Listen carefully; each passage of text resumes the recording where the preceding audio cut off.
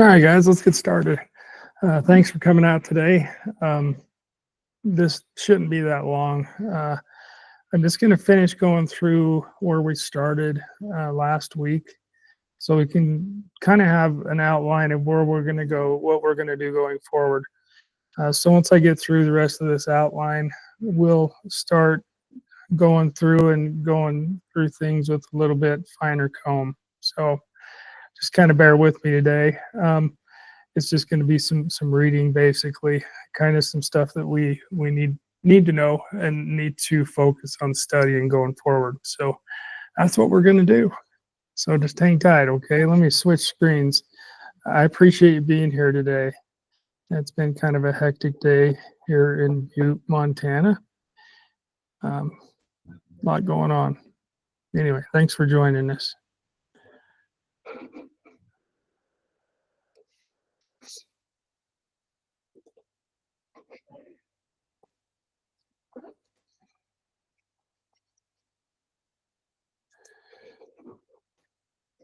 Just a sec.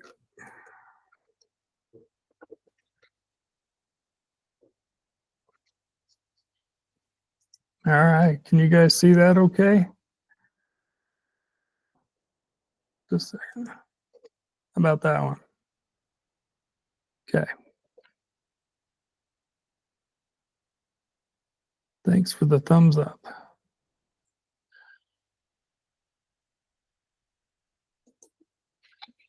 All right, so let's get started. All right, LSRT training study group number 2. Woo.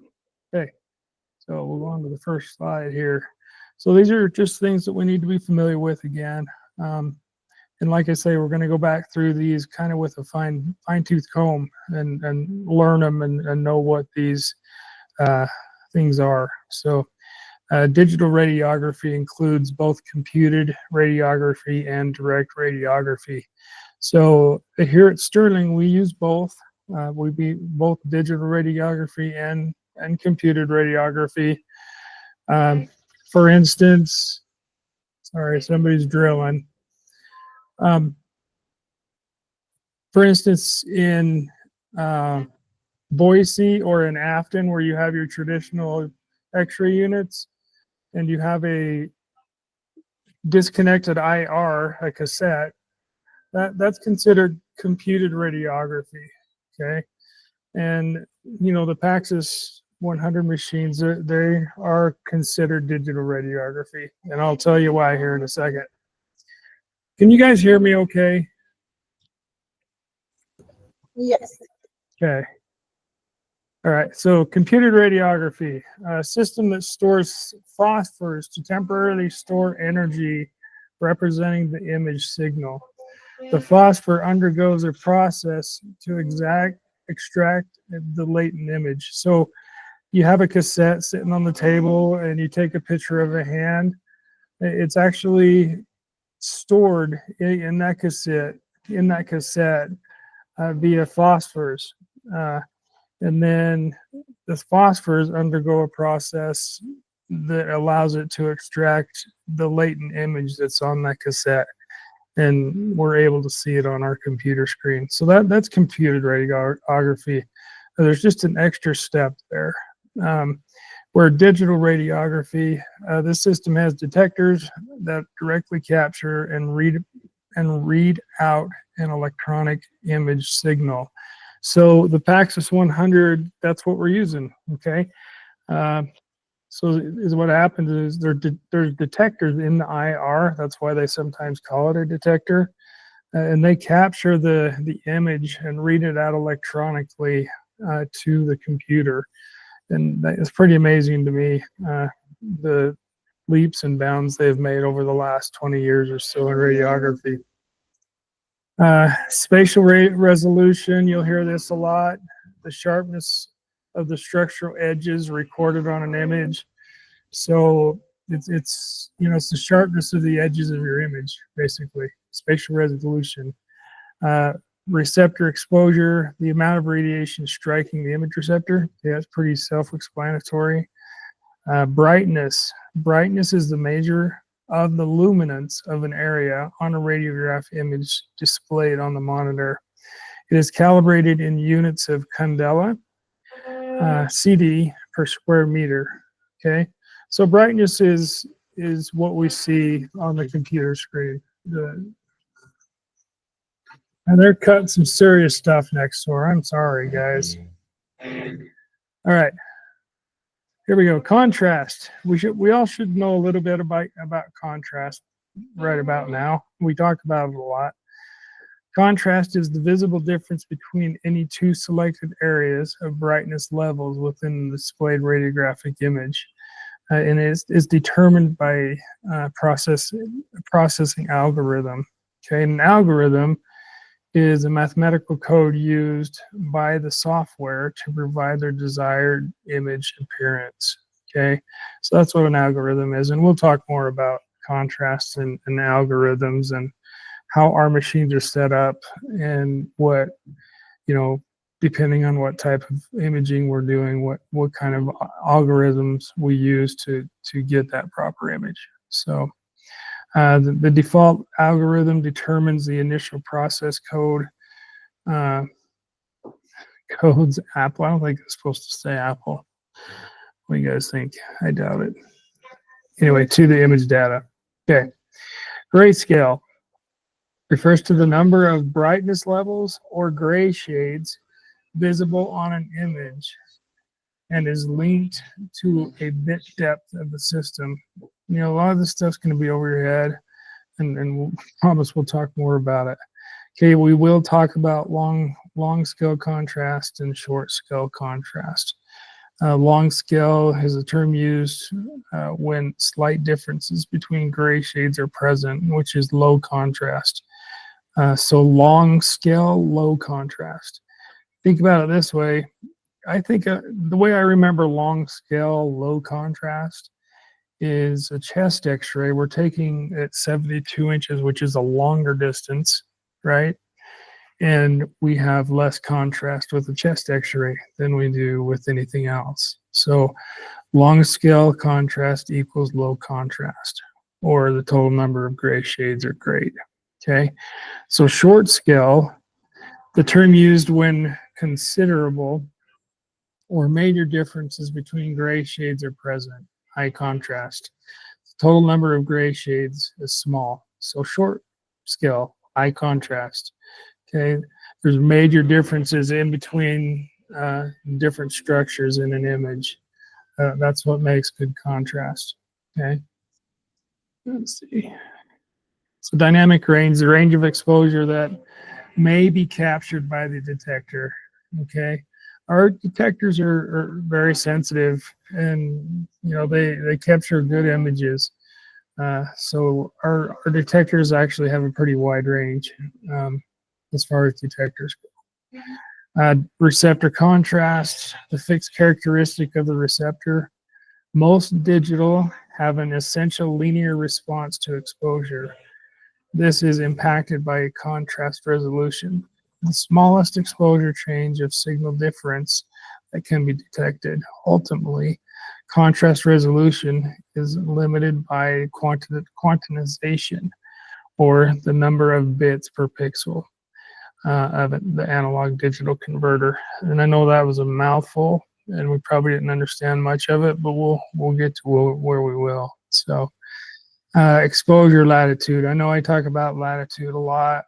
When we have a lot of latitude with our imaging, we can do a lot of post-processing work with it. Exposure latitude, the range of exposures that may be captured by the detector. Okay. Subject contrast, we will know what this is. The magnitude of the signal difference in the remnant beam as a result of the different absorption characteristics of tissues and structures making up that part. Okay, and we will dig into that one for sure. Okay, it's gonna get a little easier now. There's a lot of big words in that other stuff. Procedure topics, positioning. We know a lot about positioning. We do a lot of positioning, and just because that's the bulk of our work as a rad tech is positioning. Topographical landmarks. Knowing your landmarks on the body are very important. knowing where those landmarks are positioned on different body habitus parts is very important. And we'll talk more about that. Body positions, sitting, standing, etc. Path of the central ray or projection, AP, PA, the direction that the X-ray photons are going. That is your central ray. Okay. Immobilization, breathing techniques. We do use breathing techniques in X-ray in order to get what we want out of the picture. Procedure adaptions, body habituses. We need to know our body habituses. I did not list them here, but we will go over them and what they mean and where anatomy is located in different types of body habituses, because they do change and they're a little bit different. Right and left doesn't change, but sometimes, it's either higher or lower or little more to center. Different body habituses, anatomy is a little bit different. So body mass index, the reason we need to know that is for technique work. If we have somebody that has a 40% body mass index, we're going to be using a lot more technique in order to get through that patient and get a good picture. So we need to be familiar with body mass index. Trauma, and we won't deal a lot with that here, but you do need to know about it. Is what that's saying is, reverse angles, moving your tube all over the place so you can get the right angle. In most of our clinics, we don't have that capability really. We more have to move the body part to the angle of the tube, which is very doable. And sometimes in trauma positions, we need to do that. So anyway, we'll learn about that. Sorry, guys. Pathology, we need to know a little bit about pathology, what different things look like, what to look for on different types of pathology. We're by no means ever going to diagnose a patient or anything like that. But there's been times throughout my career where I'll notice some sort of pathology on an image and say the ER doctor just doesn't see it. And, it all depends on the relationship with your provider, of course, but it's okay to talk about images with them, for you to learn from them. But others, if something's missed, maybe you can help out there. And the easiest way to do this is say, hey doc, what do you think about this area right here? I'm kind of seeing this. And if they see something different, they'll let you know. And if they say, wow, good job, that's great. It does happen. So I think it's important that we know a little bit about pathology on X-ray and what it looks like. So age, pediatric, geriatric, X-ray changes as people grow, the way we do things.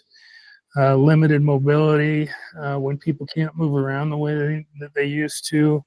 Sometimes we have to get a little bit inventive to get the images that we need. Know your anatomy, and note that is in black print there. You need to know your anatomy, guys. It's not like we need to know every muscle and every nerve. We don't. Okay, but as far as bones, articulations, ligaments, tendons, joints, things of that nature, we need to have a pretty good idea what they are and where they're located. And to me, that part's a lot of fun, knowing all the bones in the body and stuff like that and what they do. Medical terminology, we are going to get into some medical terminology, which, like I said before, is one of my favorite things. Learning how docs talk. It's kind of fun.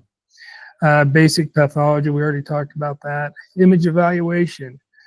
We need to know how to evaluate an image that we are taking. Okay, patient positioning, tube to body part, to IR alignment. When we've kind of gone over this in the past with a lot of our classes where we had a critique section, We will be coming out with some critique videos on every single x-ray that we do, just to help you guys along the way to know what to look for on a certain image. And I think that'll be very helpful. Yeah, but image evaluation is very important, and we'll learn a lot about that as well. So answers will be textbook. Okay, now that's what this means is, the answers that are on the test, they are our textbook answers. Okay, they're not going to be a tech that's been doing it for 25 years telling you how to do something. And that is important. Don't get me wrong. These techs are smart and they know their stuff, but they found ways to do things a little bit different that maybe aren't textbook like. Okay, so is what I'm going to try and do, and have been coming until now, is keep things as textbook as I can. As far as tips and tricks, maybe those aren't, and I'll let you know whether those are textbook or not. But I'll try to keep like tube angles and the positioning landmarks and things of that nature textbook, so you guys can learn it that way. And we already talked about image evaluation. Okay. It's just going on talking about more about that, just what to look for on evaluation. Does the image show the desired anatomy? Is the patient position correct? Is there unnecessary rotation? Is there proper collimation? Is your image represented correctly or anatomically speaking? Is the desired contrast or density present? Does the image look textbook? Okay, those are all things we need to look for in image evaluation. But like I say, I'll try and keep things as textbook as I can. And when I'm kind of skip off that path, I'll let you know if I'm showing you something that maybe is not in the textbook, but it's a good way to do something. So get to know your anatomy again. It may help to split your body parts into groups when studying. So, don't sit down and study the entire body. Take different body parts and maybe spend 10 or 15 minutes on learning that part of the body and exactly what is entailed in that part of the body. For instance, fingers and elbows, humerus and shoulders, toes and knees, femur and pelvis, spine, cranium and facial bones, organs and muscles. Okay, it's always best to split things up a little bit to make it a little less cumbersome. Because it's like anything else. You take a huge amount of information and sit down to study the whole thing. It's going to get frustrating really fast. Whereas if you take a little bit of information at a time and learn that information and then move on, it tends to work a little bit better. So just a little tip for you. Know your standard radiographic terminology. Okay, we do have our own language in some ways. You hear people saying PA, oblique, AP, ROA, LOA. I mean, there's a whole bunch of different stuff, and you might not know what it means. But yeah, get to learn the radiology terminology. Okay, and we will go over that. We'll do little vocabulary things to help you guys learn all that. Position refers to the specific body position, such as supine, prone, recumbent, erect, the patient's physical position, projection, which is the path of the X-ray beam.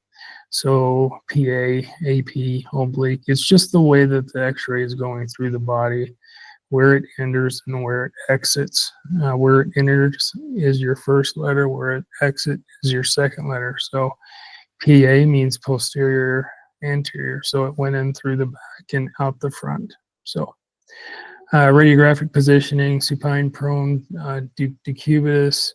Decubitus is probably a new one for you guys. It's merely laying on your side. We don't do a lot of that just because our tubes don't move that way. So upright, erect, anterior, posterior, patient facing the X-ray tube, posterior position, PA, patient facing the image receptor. Okay. Oblique positions, these are all obliques. RAO is right anterior oblique. RPO is right posterior oblique, and vice versa. Left anterior oblique and left posterior oblique. Okay, it's just basically stating the part that is closest to the image receptor. So, for instance, an RAO, the right anterior oblique position, body rotated with right anterior portion against the image receptor. Okay, so the right side is against the image receptor. Okay, and we'll go through those in much more detail.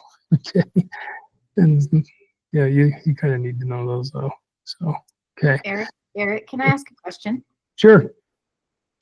So if you're doing any kind of X-ray and like your right shoulder is towards the image receptor, is that where you put the RAO? Would you put that on your image, like with your or whatever? If it is an oblique that you're shooting, yeah, you can. Okay. But yeah, those are just for oblique images. Okay. But yeah, say you're doing right anterior ribs. They're heard on the front of the right side. So you've got the patient with facing the image receptor because you want the rib closest to the IR, and you're going to have them oblique with their right rib right against the image receptor. So that would actually be an RPO.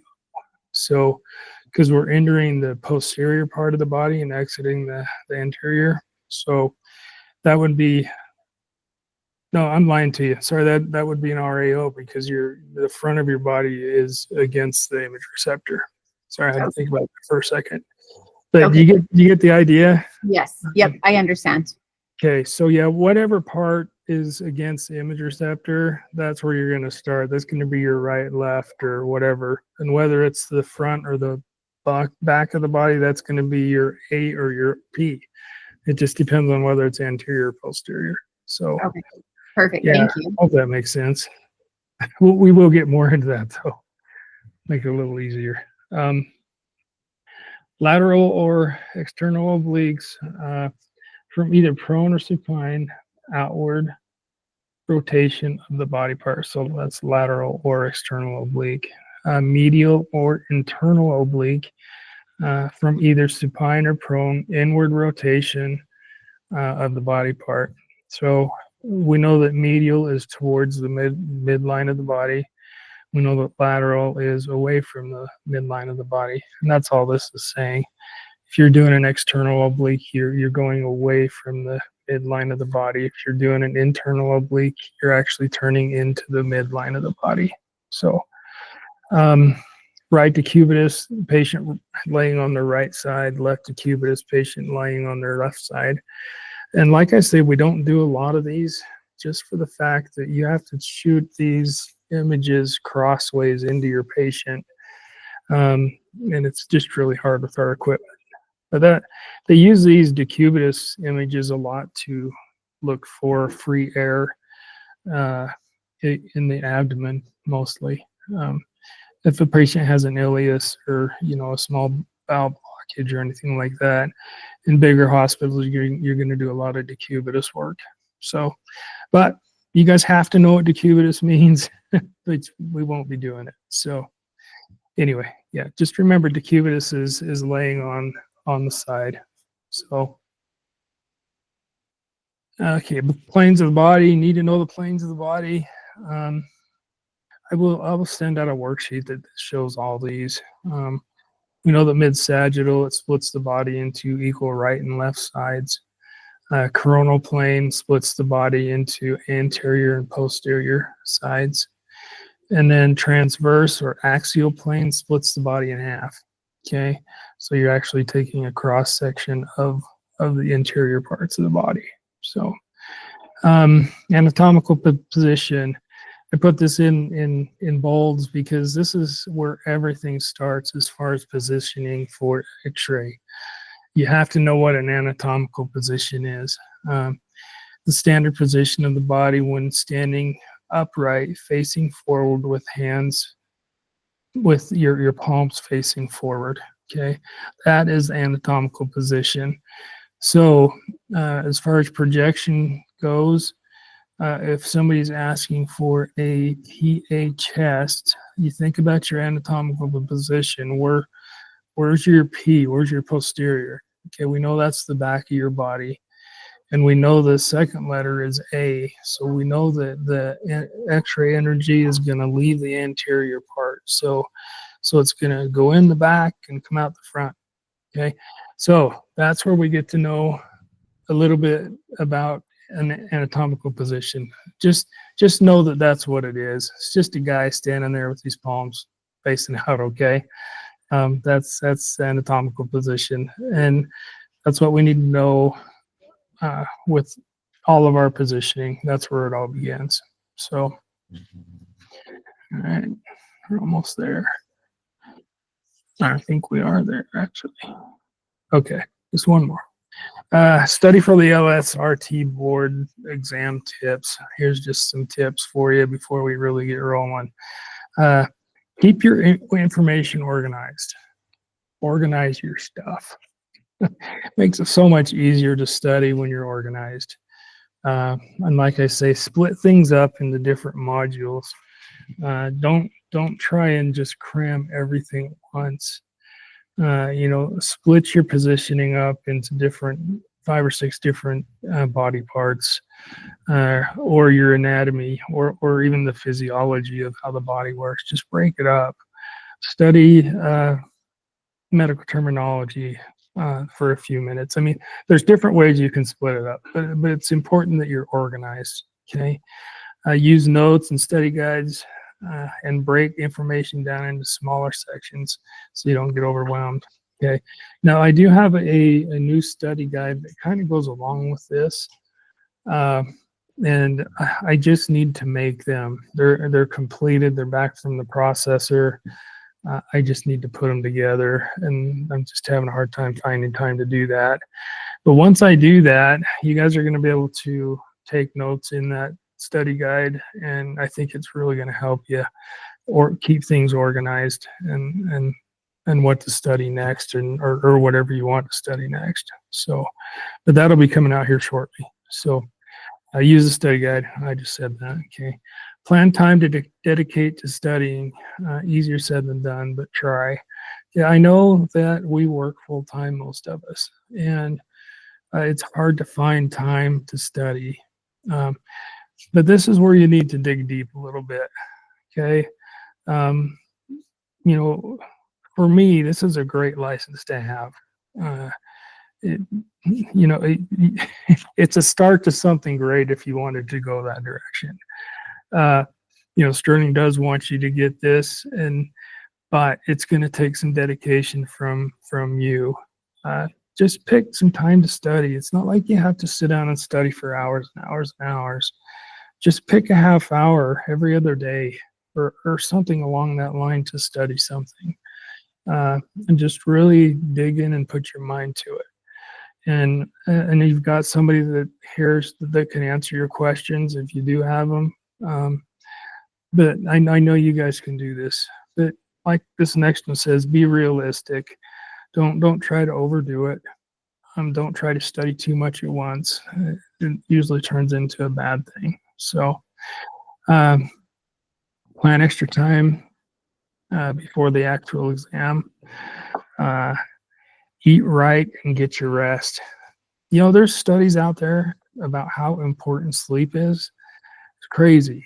And I'm a proponent of this. If you can get a good night's rest, it makes everything easier, especially with your brain when you're trying to learn something new. Just take care of yourself, eat right, and get your rest. Study an area of anatomy every time you study along with the planned study topic. Okay, that's a good tip as well. Say you're going to study the intricacies of a humerus X-ray. Okay, and when you're doing that, take some time and study the humerus. What are the parts of the humerus? What are the muscle attachments? What are the tendon attachments? What are the ligament attachments? It's a good way to learn. Just, broaden your horizon a bit. Anyway, there's just a few things to help you. I think the most important thing is just stay organized and be poignant with your study. Pick something to study and study it. Try not to get off course too much. And if you have questions, please reach out to somebody, okay? And get those figured out so you can have it straight in your mind. So when that test time does come, you're confident. I just put here, you can do this. Anything in life worth having comes from patience and hard work. And this is worth your time and effort. And I would say it's patience as well. It's worth your patience. It's a rewarding thing. I'm not saying that anybody's ever to go this direction, but if you do go this direction, there's definitely options for you, and this is just the first step. So, like I said, I'm here to help, and starting next time, we're going to start diving in a little bit deeper into some of these things and having some discussion about what things are and how things work. And don't be afraid to ask questions. Because it's really good for the group. Most time people have that same question, but are maybe just a little too shy to ask. And it's also good for me because it makes me think, and I appreciate that. And if there ever is something that I don't understand, I will let you know, man. I don't know right now, but I will find out and let you know. So anyway, so that's all I have today. Thanks for coming by and going over this a little bit, and next time we'll kind of get after things a little bit better and start jumping into some things a little bit deeper. So anyway, thank you guys. Yeah, is there anything that we should make sure we look into this week before the next meeting that we're going to be talking about so that we can prepare for questions? Yeah. Let me look at something real quick, okay? Actually, did I send the first study? I sent the first study guide out, didn't I? Yeah. We will probably just start with the first couple pages of that. So and just kind of dig a little bit deeper there. I'd like to kind of keep things chronological instead of just bouncing around a lot. So how about I come out with what do they call that? Like bullet points of what we're going to go over for that time. Will that work? And then I can just send them out to everybody. I think that'd be perfect. Okay. Yeah, just plan on that. I'll do that here in the next couple of days and get it off to you. That's a good idea, though. Just so you're aware of what we are going to go over. That's very helpful. So I appreciate that, Ashley. That was Ashley, right? It was, yeah. Thank you. That was Ashley. Okay. All right. Okay, guys. Well, have a good rest of your day. Thanks for your comments, Ashley and Rochelle. And there was one more. Sorry. Anyway, have a great day, guys. We'll talk to you soon. See you next week.